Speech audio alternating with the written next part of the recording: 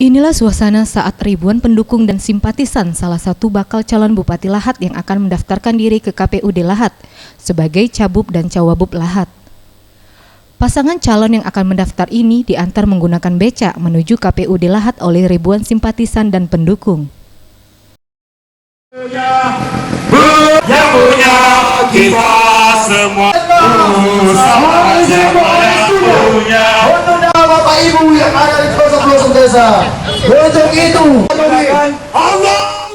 Paslon yang mendaftarkan diri adalah pasangan Bursa Zarnubi dan Farhan Berza.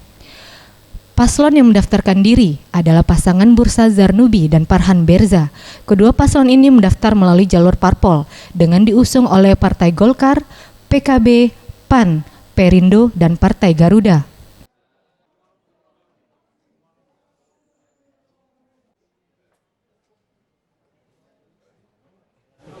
Ya, kami alhamdulillah pasangan Bursazar dan Farhan pada pagi hari ini tepat tadi pukul 10:30 kami mendaftarkan diri ke KPUD Lahat.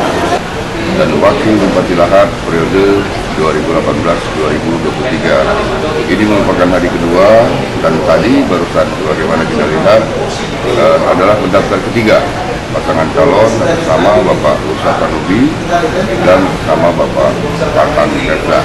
Dan ini akan terus berlanjut sampai dengan tanggal 10 yang akan. Zulfikri, Sriwijaya TV.